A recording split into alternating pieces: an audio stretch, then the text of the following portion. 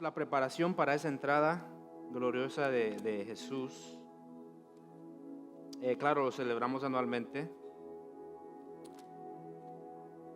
pero aquí es donde el Señor se prepara para la pasión de Cristo, ¿verdad? Y vamos a ver, está muy poderosa esta parte. La pasión de Cristo es la parte más importante de la Escritura, es el centro de todo el Antiguo y el Nuevo Testamento. Es esa pasión, esa muerte y resurrección de nuestro Señor. Y aquí es donde empieza la preparación. Pero antes de entrar, oremos. Damos gracias, Padre, Hijo y Espíritu Santo. Gracias, Dios, porque eres bueno. Gracias por tu misericordia, por tu gracia. Pido que en esta tarde nos ayudes a enfocarnos en ti, nos ayudes a aprender. Enséñanos que tu palabra sea viva, que sea dulce para nosotros. Pido, Espíritu Santo, que me ayudes, que si vaya a enseñar algo que sea erróneo, que me calles. Te pido en el nombre de Jesús. Amén. Ok, entonces vamos a leer Mateo 21 del versículo 1 al 11, la entrada triunfal.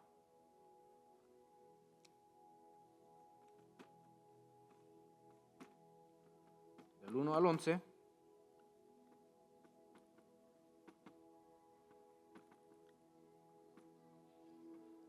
Triunfal.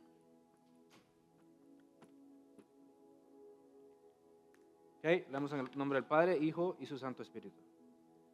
Dice, cuando se acercaron a Jerusalén y vinieron a Betfagé, al monte de los olivos, Jesús envió 2 discípulos diciéndoles, id a la aldea que está enfrente de vosotros y luego hallaréis una asna atada y un pollino con ella. Desatadla y traédmelos. Y si alguien os dijere algo, decid, el Señor los necesita y luego los enviará. Todo esto aconteció para que se cumpliese lo dicho por el profeta cuando dijo, decid a la hija de Sión, he aquí tu rey viene a ti, manso y sentado sobre una asna, sobre un pollino, hijo de animal de carga. Y los discípulos fueron e hicieron como Jesús les mandó, y trajeron el asna y el pollino y pusieron sobre ellos sus mantos, y él se sentó encima. Y la multitud, que era muy numerosa, tendía sus mantos en el camino y cortaban ramas de los árboles y las tendían en el camino. Y la gente que iba delante y la que iba detrás aclamaba diciendo, Hosana al Hijo de David, bendito el que viene en el nombre del Señor. Hosana en las alturas. Cuando entró él en Jerusalén, toda la ciudad se conmovió diciendo, ¿quién es este? Y la gente decía, este es Jesús el profeta de Nazaret de Galilea. Amén. Ok. Entonces, leamos la primera parte. Versículo 1 y 2. Dice, cuando se acercaron a Jerusalén y vinieron a Betfagé, al monte de los olivos, Jesús envió 2 discípulos diciéndole, id a la aldea que está frente de vosotros, y luego hallaréis una asna atada y un pollino con ella, desatadla y traérmelos.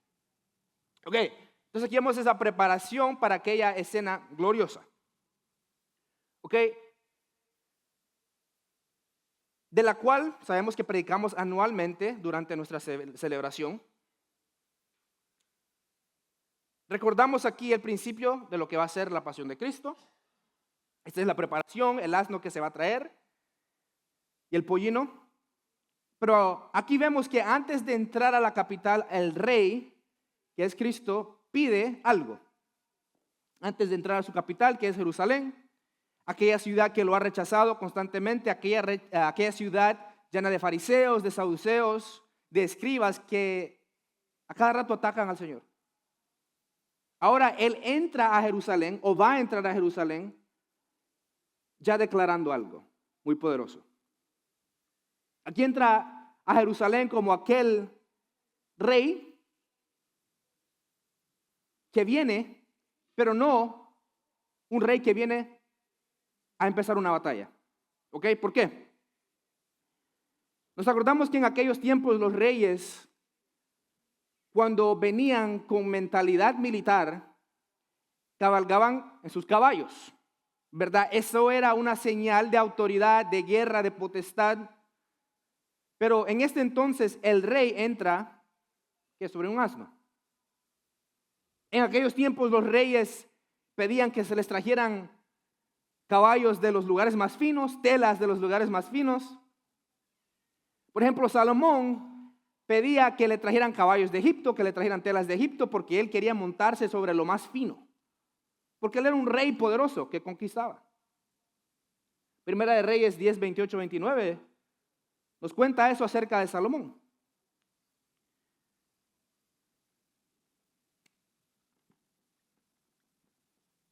Reyes 10, 28 al 29. Dice, y traían de Egipto caballos y lienzos a Salomón porque la compañía de los mercaderes del rey compraba caballos y lienzos. Y venía y salió de Egipto el carro por 600 piezas de plata y el caballo por 150, y así lo adquirían por mano de ellos todos los reyes de los heteos y de Siria. Entonces, los reyes en ese entonces buscaban lo más fino, los caballos más finos, los que se vieran fuertes, más hermosos, las telas finas. Pero nuestro rey, siendo Dios, siendo el dueño de todo, no tenía ni caballo para montar, no tenía ni burro para montar, tiene que pedir prestado un burro. ¿Ok? Al contraste, los reyes de aquellos tiempos eran reyes cualquiera, pecaminosos. Pero que iba a entrar a Jerusalén era el rey de reyes y señor de señores. Pero aquel que era dueño de todo, se despoja, se hace pobre, se humilla, no decide entrar con lujos, decide entrar humildemente. Pero aquí podemos ver algo muy interesante, que el Señor les dice, mire, vayan a la ciudad que está enfrente de ustedes y ahí van a encontrar a una asna y un pollino. Ok, ahí podemos ver la soberanía y el conocimiento de Jesús, que les dice exactamente dónde van a ir, dónde van a encontrar una asna y dónde van a encontrar el pollino. Ahí podemos ver que este rey que va a entrar no es un rey cualquiera. Este es un rey que lo sabe todo. Y ellos van y el Señor les da instrucciones específicas en el versículo 3. Y si alguien os dijere algo, decid, el Señor lo necesita y luego los enviará. Aquí vemos que el Señor conoce todo y exactamente qué deben de hacer, instrucciones específicas de lo que va a suceder, porque ¿qué? El Señor conoce el corazón de todos. Juan 2:25. Es decir, Él ya sabía lo que iban a pensar cuando vieran a estos dos individuos acercándose a soltar esta asna. Dice el texto que el Señor no tenía necesidad de que nadie le diera ese testimonio del hombre, pues Él sabía lo que había en el hombre. ¿Ya se imaginan? Que si de repente ve usted unos individuos ahí, pobrecitos y feitos, acercándose de repente ahí a su carro bien bonito que tiene. Y cuando usted se le acerca le dice, pero el Señor me lo pidió. O que si viene alguien que es un evangelista. ¿Y qué si el evangelista le dice a usted, el Señor me dijo que usted me iba a dar su carro? ¿Se lo van a dar? Yo no se lo diera. Le voy a decir seguro, yo no se lo diera. ¿Ok? Yo le digo, mira, el Señor me tiene que confirmar porque está caro esta cosa. ¿Verdad? Entonces el Señor me tiene que confirmar con certeza porque así por palabra de hombre está difícil. ¿Verdad? Entonces en esos tiempos, estos burros, estas asnas, era el transporte, era importante. Ahí se llevaba la carga, ahí se movilizaba a la gente. Entonces este era un auto, que no es cualquier cosa y no es barato. Vienen dos individuos raritos y se acercan y empiezan a soltar esta asna. Ya se imagina, la gente se empezó a congregar ahí alrededor de ellos. ¿Y ustedes qué están haciendo, pues? Ladrones, ¿qué están haciendo? Secuestrando el burro. ¿Ah? Pero miren qué interesante. Que el Señor les da instrucciones específicas y les dice, cuando se acerquen ellos, díganle, el Señor los necesita. ¿Ok? El Señor los necesita. Vean, con unas pocas palabras, Cristo tiene el poder de transformar la mente del ser humano. ¿Cuestionaron después de eso? Se fueron con el burro, ¿no? Pueden ver el poder y la autoridad que tenía este rey que iba a entrar a Jerusalén. No era un rey cualquiera. Entonces es algo muy interesante.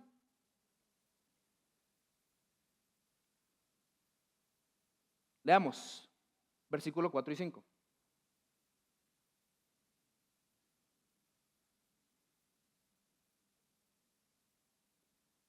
Todo esto aconteció para que se cumpliese lo dicho por el profeta, cuando dijo, decid a la hija de Sión, he aquí tu rey viene a ti, manso y sentado sobre una asna, sobre un pollino, hijo de animal, de carga. Ok, aquí Mateo sabe que no nos gusta leer, entonces nos tiene que recordar que esto fue mencionado por los profetas, ¿verdad? Como no nos gusta leer la Biblia, Mateo nos tiene que recordar porque puede hacer que se nos pase este detalle. Entonces Mateo nos recuerda y nos dice, miren, esto fue escrito en Zacarías, si no sabían. ¿Okay? Entonces nosotros ahora entendemos, esto no es un detalle cualquiera. Es algo que es una profecía que ha sucedido y fue profetizado desde la antigüedad. ¿Ok? Leamos Zacarías 9:9.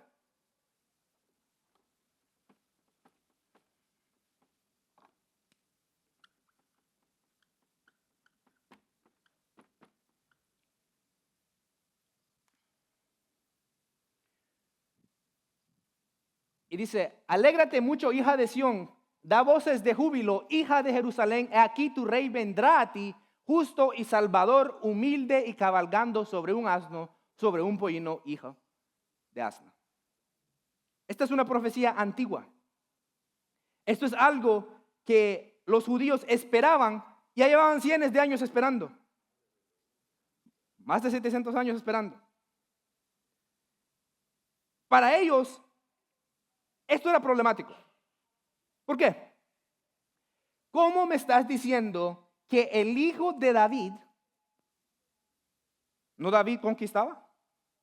¿No era David un hombre de guerra? ¿Se acuerdan la canción como dice Saúl mató a mí, David? ¿Se acuerdan? Entonces este varón, hijo de David, debe de ser un conquistador. Debe de ser un rey poderoso que va cabalgando sobre un caballo fuerte, conquistando con una fuerza militar.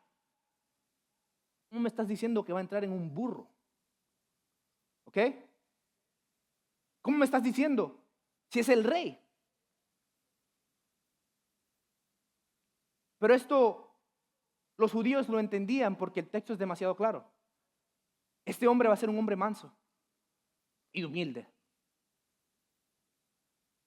Rico, pero de otra forma diferente en su estado humano.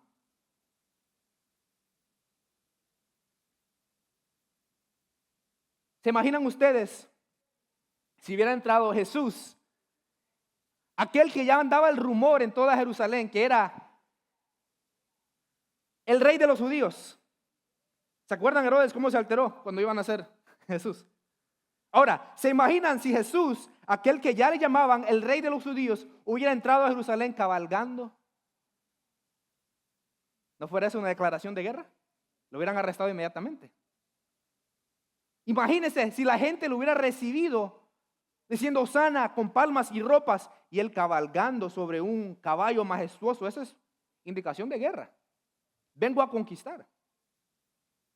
Pero él no entra así. Él entra manso, sentado sobre un burro. Es decir, vengo en paz. Pero no es la paz que nosotros nos imaginamos. Es una paz un poco diferente. Y nos dice que Ese pollino era ¿qué? Un animal de qué? De carga. Claro, los burros son los que cargan todo.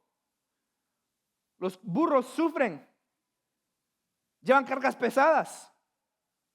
Esto lo entendemos, ya se nos ha dicho que esto es una representación de nuestro Señor que sufriendo iba a cargar el dolor y el pecado del mundo. Por eso es que se sube sobre un animal de carga, porque ese animal lo representa y representa lo que él iba a hacer. Siendo el Rey de Reyes, iba a ser tratado como un animal. Siendo el Dios que está sobre todo, iba a dejar que el peso del mundo le cayera sobre su espalda. Ese animal representaba a nuestro Señor.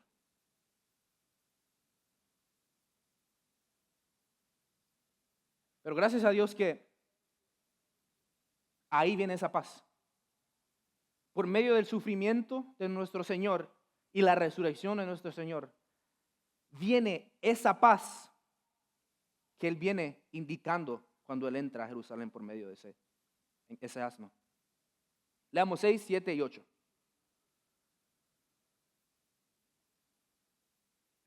Y los discípulos fueron e hicieron como Jesús les mandó.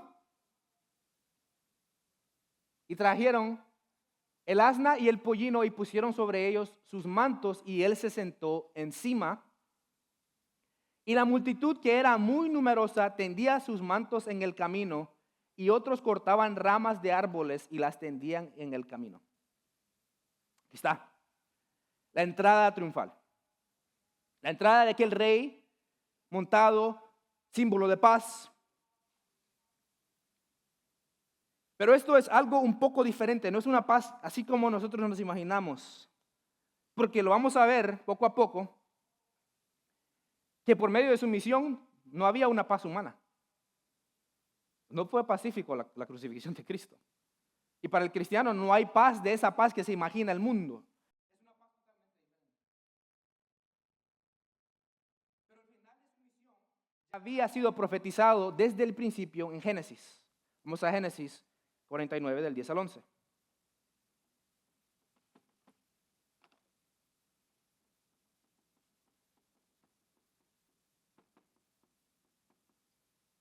Miren, este es el primer libro de Moisés. Más de 2000 años. Miren la descripción, miren el vocabulario. No será quitado el cetro de Judá, ni el legislador de entre sus pies hasta que venga Silo. Y a él se congregarán los pueblos. Atando a la vid su pollino y a la cepa el hijo de su asna, lavó en el vino su vestido y en la sangre de uvas su manto. ¿Ya? ¿Ya vieron la descripción? Este que iba a venir montado sobre un asno, iba a lavar su vestido ¿con qué? Con la sangre de uvas. ¿No el vino representa la sangre? 2000 años antes de Cristo. Hablaba del sacrificio de este rey. Entonces entendemos que el Señor sí viene y trae paz. Pero esta paz viene de una manera o de una forma un poco diferente, no tradicional.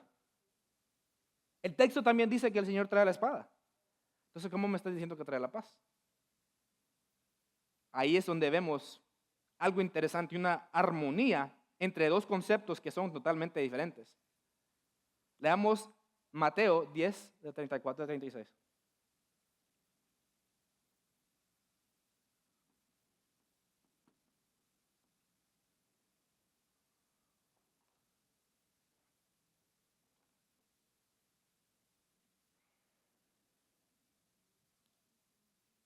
No penséis que he venido para traer paz a la tierra. No he venido para traer paz, sino espada. Porque he venido para poner en disensión al hombre contra su padre, a la hija contra su madre y a la nuera contra su suegra. Y los enemigos del hombre serán los de su casa. ¿Ya vieron? Entonces, aunque el Señor no entró con espada montado sobre un caballo, el evangelio corta. El evangelio divide y trae guerras. No sé si han estudiado la historia del cristianismo, pero hubieron guerras. ¿Ok? Por ejemplo, cuando vino el imperio musulmán tratando de conquistar el cristianismo, creo que los cristianismos les decían, sí te amo, pero ven y conquista nuestras ciudades. No, el cristiano se levantaba con la autoridad de Cristo a defender la tierra que se les había dado. El cristianismo es pacífico porque Cristo nos da paz, pero aún así el evangelio corta. El evangelio trae problemas, trae conflictos. Pero la espada que el Señor sí trae era una espada espiritual. Esa espada espiritual venía a cortarle la cabeza a la serpiente que había sido profetizado desde Génesis. ¿Se acuerdan la serpiente? ¿No dice el texto que hay una serpiente antigua? Entonces, aunque Cristo venía en paz, venía con una misión a cortarle la cabeza a la serpiente. ¿Se acuerdan qué sucede durante el Génesis? Se acerca la serpiente, Adán y Eva, miente. La serpiente cae a Adán y Eva. Adán y Eva están desnudos, se hacen ropas de hojas porque sentían pena. El pecado ha triunfado sobre el ser humano, ha conquistado el corazón del ser humano. Y por eso cuando Cristo entra, la ropa y las hojas eran señal de la victoria del pecado sobre el ser humano. Por eso cuando Cristo entra en ese asno, camina sobre ropa y hojas representando la victoria que él había tenido sobre el pecado. ¿Ya vieron? ¿No dice el texto que pusieron ropas y hojas y ramas? Él había venido a triunfar, a vencer el pecado con espada. Les aseguro que el evangelio en el primer siglo no fue algo bonito. Persecución, traición, muerte. Y les aseguro que por medio del evangelio vienen dos cosas, salvación o juicio. Esas son las dos cosas. ¿Sí? O son buenas nuevas, para algunos no son muy buenas. Les recuerdo lo que sucedió en el primer siglo, primero, segundo y tercero. A Jerusalén le cayó una catástrofe, ¿ok? Por rechazar al Mesías, cayó una catástrofe sobre Jerusalén y Israel. Roma invade, destruyen ciudades, queman ciudades, sinagogas, templos. Entonces sí llegó una espada. Es la misma espada que le llega al que rechaza el evangelio, juicio y fuego. ¿Ok? Yo sé que ahora en día ya eso como que ya pasó de moda, hablar del fuego del infierno.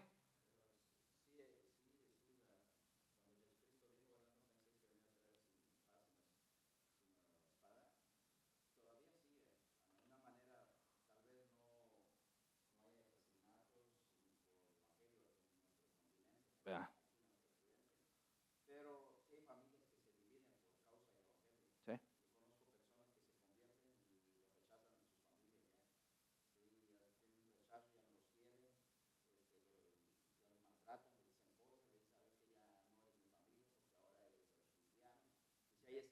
Sí, sí, sí. Siempre va a existir. Siempre va a existir. Y aquí podemos ver eso exactamente. En el siguiente versículo. Vamos a ver. Versículo 9. Algo que en ese momento fue glorioso, después da una tristeza. Mateo 21, 9. Y la gente que iba delante y la que iba detrás aclamaba diciendo, Hosana al Hijo de David, bendito el que viene en el nombre del Señor, Hosana en las alturas. Miren qué glorioso.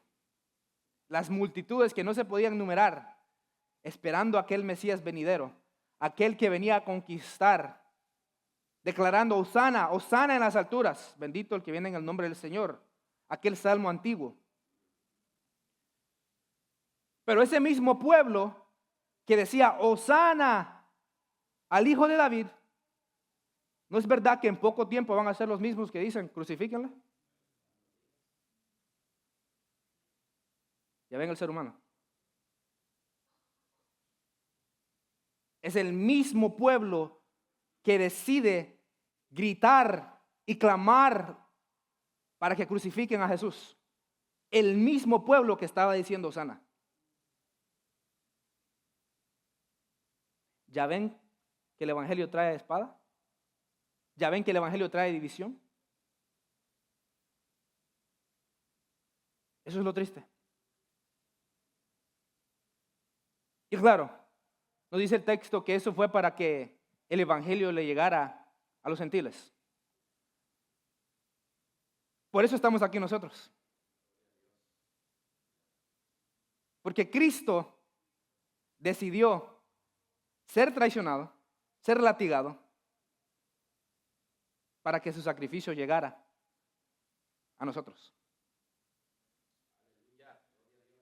Él sabía, piensa que no sabía que ese mismo pueblo lo iba a traicionar. Claro. Ahora, tomaron el contexto de hoy en día.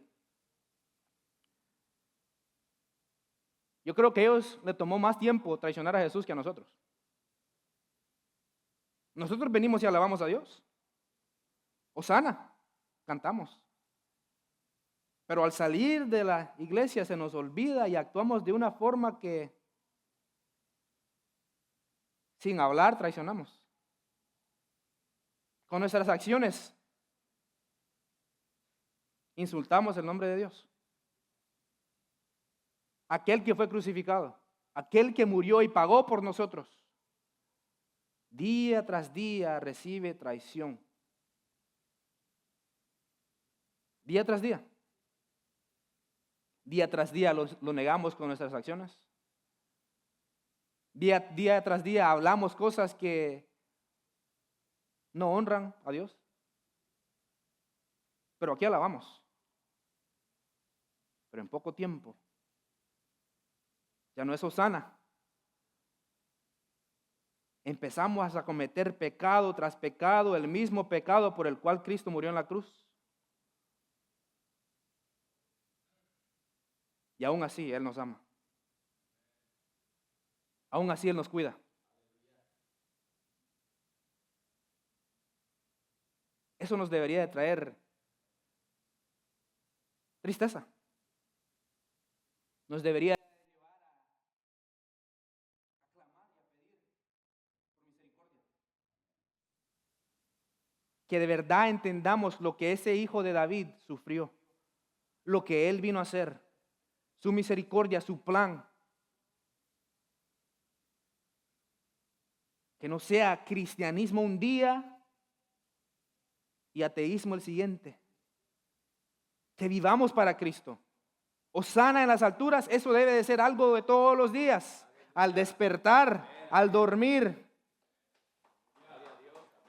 No es algo que debe de suceder solo los domingos. Pero es natural. Si así somos.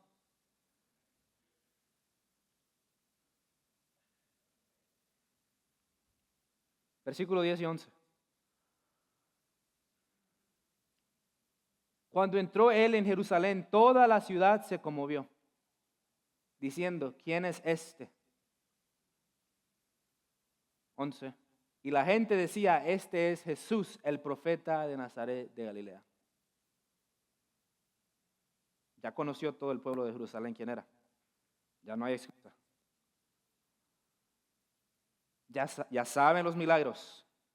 Ya han escuchado de sus predicaciones. Ya han escuchado que Él sana ceguera. Aquel que no podía caminar ahora camina. Ya han escuchado. Ya han escuchado su predicación de que se arrepientan y amen a Dios con todo su corazón, ya no hay excusa.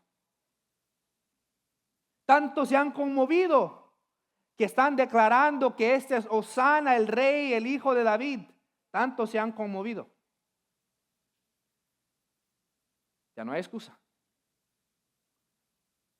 El mensaje le ha llegado a todo Jerusalén. Pero ¿qué sucede? La pasión de Cristo. La muerte, la resurrección y la expansión del evangelio.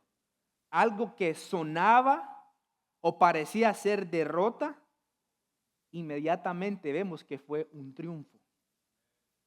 Lo que el hombre planeó en contra de Jesús, quería obrarlo para algo mal, Dios lo obró para la restauración de la humanidad. Ese es el mensaje del evangelio. Y ese es el principio. Esta es la preparación para la escena más importante en la historia de la humanidad. ¿Verdad? Sin lo que sucede, si no hubiera sucedido eso, no hay esperanza para nada. Si no hubiera sucedido eso, ¿quién sabe? ¿Quién sabe? ¿Quién sabe qué hubiera sucedido? Mire cómo está el mundo ahorita aún con el evangelio. Imagínese sin el evangelio. Ahí podemos ver la misericordia de Dios, que al contrario, Dios restringe el mal del humano. Si Dios nos dejara hacer lo que nosotros queramos, Él restringe nuestra maldad. Pone leyes en los países para que pausemos la maldad. Pero la maldad solo es destruida por medio del evangelio. Pero sí. ¿Preguntas, comentarios?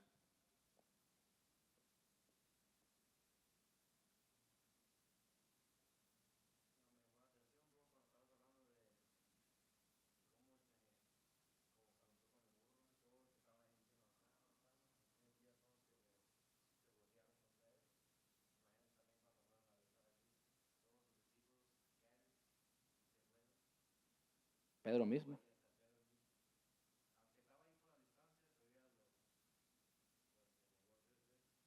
Sí.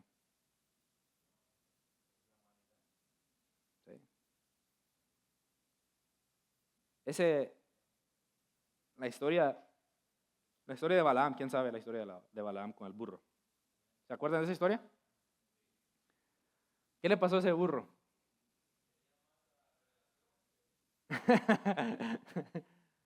¿Cuántas veces fue golpeado? 3 veces. Ok, el burro de Balaam fue golpeado 3 veces. Ese burro de Balaam estaba tratando de esquivar al ángel de Dios que estaba enfrente porque no quería que el ángel de Dios lo matara. No sé si ven por qué se usa ese lenguaje de burro. ¿Ok? Está raro de que este burro de repente empiece a hablar. ¿Ok?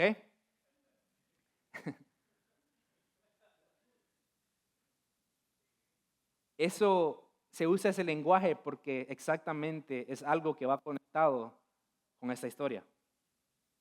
Cristo tratando de decirle al mundo, de mostrarle al mundo qué hacer para que no sean castigados, para que no venga la muerte sobre ellos. Lo matan. ¿Y por qué el número 3? Lo matan porque al tercer día resucita al tercer día. Por eso es que ese burro es azotado 3 veces. Porque él es humilde y trata de mostrarle al mundo qué hacer, pero el mundo lo golpea. Y el burro le dice, pero ¿por qué me pegas? Yo siendo inocente, ¿qué te he hecho? Siempre te he obedecido. ¿Qué dice Cristo en la cruz? Perdónenle, porque no saben lo que han hecho. Me han golpeado. Yo que he tratado de dirigirlos, llevarlos hacia ti, Dios. Perdónales porque no saben. El 3, porque al tercer día resucita. Por eso es que esa historia estaba bien rara en el Antiguo Testamento, la de Balaam, como que está raro esto, ¿por qué está aquí en la Biblia? ¿Verdad? ¿Qué nos importa a nosotros que le peguen a un burro y después hable? No suena tan interesante, porque está atado a la historia de Cristo. ¿Ya?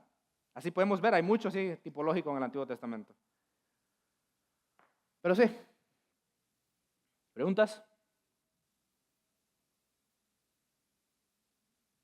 ¿Comentarios?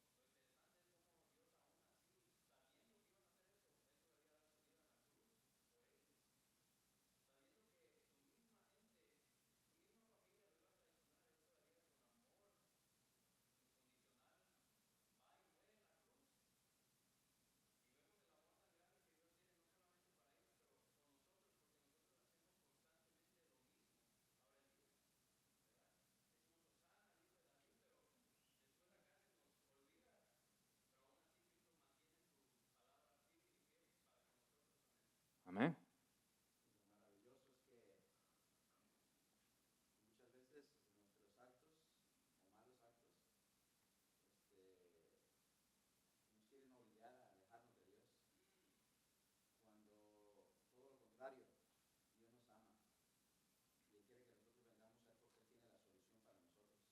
Amén.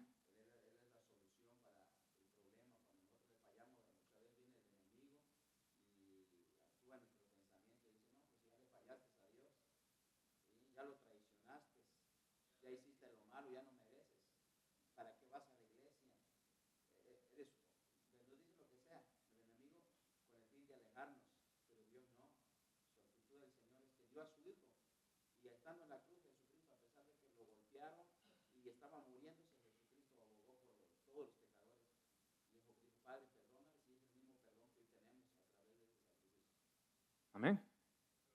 Sí.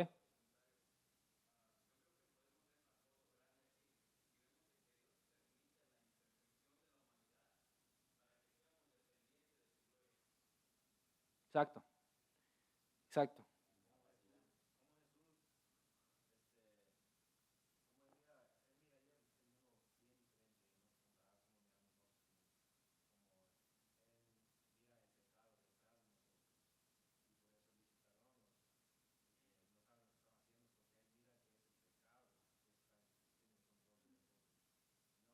Sí.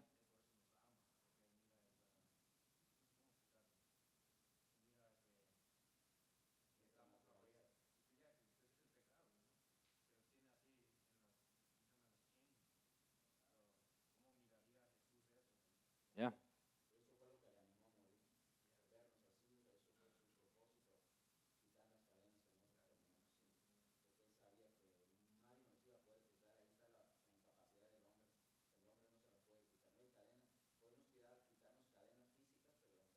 Mm.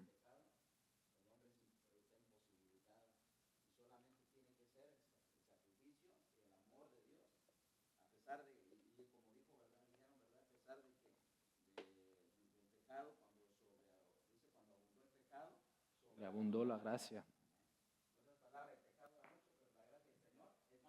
Amén. Amén.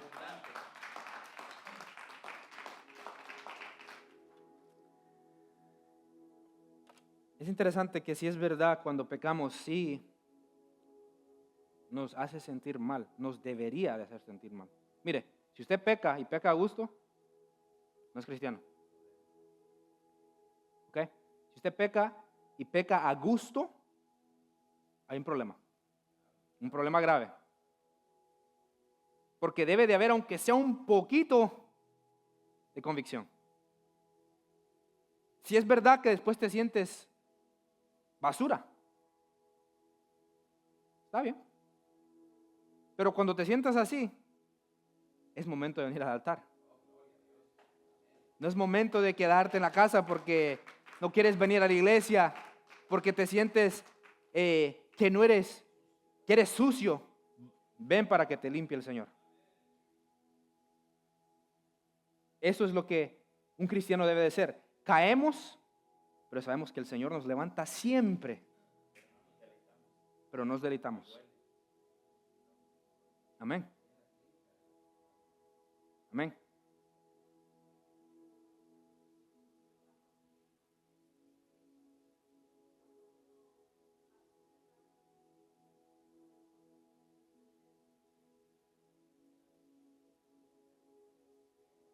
Mm.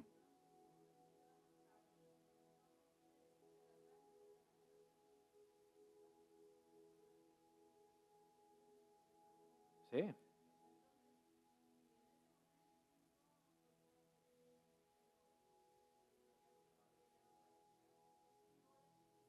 Mm. Mm. Mm. Eso es algo muy interesante que sí.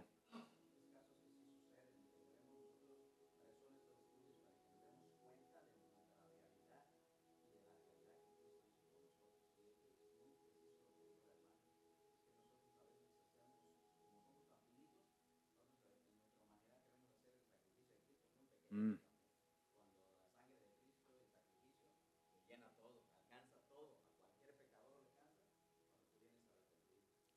Amén. Una gota de sangre es suficiente para limpiar todas las generaciones de la humanidad. Una tan sola gota. Es la sangre de Dios. Eso nos debe de animar. Nos debe de dar paz. Esa es la paz de la que estábamos hablando.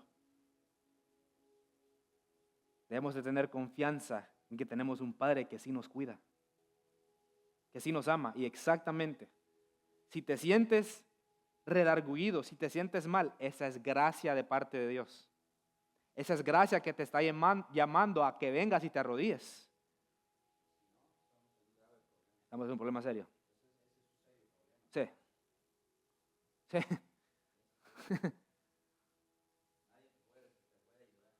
Sí. La gracia de Dios. Amén.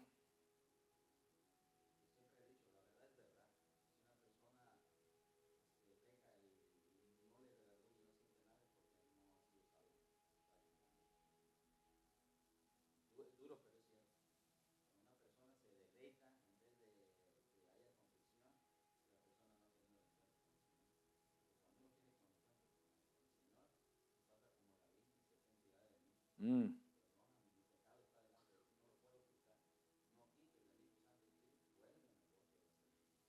Amén. Amén.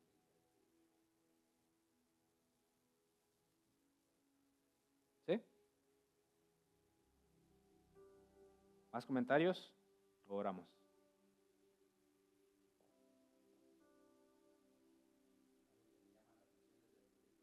Mm.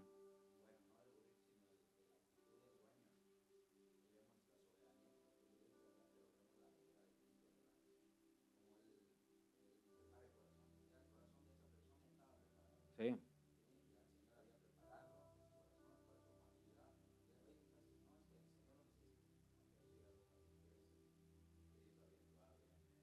Sí. Como el querer. Sí, eso es muy claro. Miren, por eso es que tenemos mucha esperanza en la sangre y el poder que tiene Cristo. Porque no importa cuando nosotros veamos a alguien y decimos, qué malvado está ese. ¿Ah? Primero porque no nos hemos visto nosotros mismos. Pero cuando, sí, tenemos así un pedazo, un trozo así de árbol bien puesto. Pero cuando veamos a alguien así, que parece que ¿cómo se va a salvar este? Jamás. Podemos ver que con pocas palabras Dios tiene poder para cambiarle la mentalidad al ser humano. En un instante. El evangelio sí tiene poder. Es el único que puede cambiar a alguien que estaba muerto y darle vida. A alguien que era esclavo y ahora ser libre. No hay nada más. ¿Ya? Pero sí, oremos porque si no sigue. Damos gracias, Padre. Gracias, Hijo. Gracias por tu sacrificio. Gracias por tu amor. Gracias por tu misericordia. Gracias por tu paciencia.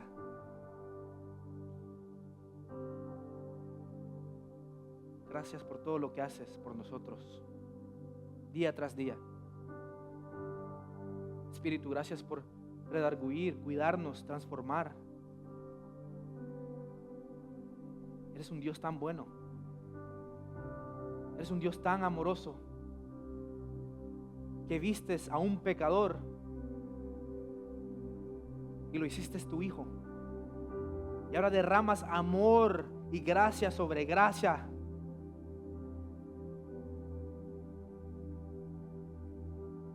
Gracias por tu sacrificio. Gracias por esa sangre hermosa que derramaste, que ahora limpia todo nuestro ser. Ayúdanos a vivir en comunión constante, en adoración. Ayúdanos a declarar que eres el Hijo de David, que ha llegado el Rey que vino a conquistar. Que se lo digamos al mundo.